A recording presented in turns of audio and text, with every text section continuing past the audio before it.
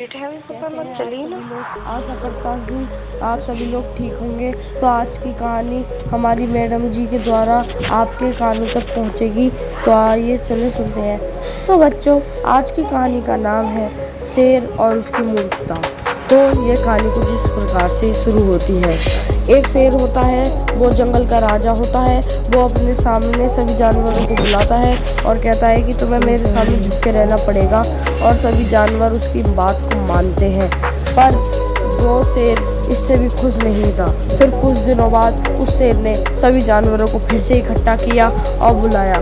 फिर उसने कहा, सभी जानवरों, मुझे बहुत प्रतिदिन मेरी भूख बढ़ती ही जा रही है। तो इस भूख को नष्ट करने का एक ही उपाय है कि मैं प्रतिदिन एक एक जानवर को खाऊं। और इस बात को सुनकर सारे जानवर मायूस और निराश हो गए थे। पर क्या करते, वो भी बेचारे शेर का हुक्म तो मान नहीं पड़ता, क्योंकि वो उनका राजा था। तो एक एक करके प्रतिदिन वो रोज़ खाता था एक जानवर। तो एक दिन बारी आई एक कछुए की, और उसको याद नहीं था कि आज उसकी बारी आई है। तो शेर ने उसके पास सूत्र भेजा कि तुम जाओ जल्दी से और उसे बुला के लेके आओ। तो फिर उसने खरगोश को कहा, आपको जल्दी जाना पड़ेगा, शेर महाराज आप पे गुस्सा कर रहे हैं।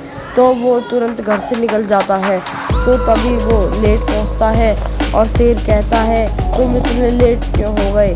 तो तभी खरगोश कहता है, महाराज मैं लेट इसलिए हुआ क्योंकि इस जंगल में एक कुआं है, जिसके अंदर आपसे भी शक्तिशाली कोई जानवर रहे, और वो कह रहा है कि अपने राजा को बुला के लेके आओ। अगर वो मुझसे ज़्यादा शक्तिशाली हुआ तो मैं ये जंगल छोड़ के चला जाऊंगा। तो महाराज शेर गए और खरगोश से कहा, खरगोश मैं तुम्हें बाद में खाऊंगा, पहले मैं उसे देख के आता हूँ। तो पूरी प्रजा और सारे जानवर शेर के साथ जाते हैं। तो शेर उस कुएं में देखता है, और शेर को इतना भी नहीं पता होता है कि कुएं में होता है पानी, और पानी में उसकी दृश्य दिख रहा था।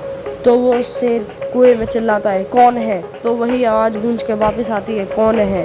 तो ऐसे करके शेर उससे बहस करने लगता है, अपनी आवाज़ को गूंज कर समझ रहा होता है कि अंदर कोई जानवर है। तो उसने कहा, मैं तुम्हें खा जाऊंगा। तो अंदर से भी यही आवाज़ आई। तो शेर भड़क गया और पानी में कूद गया। ऐसे करके खरगोश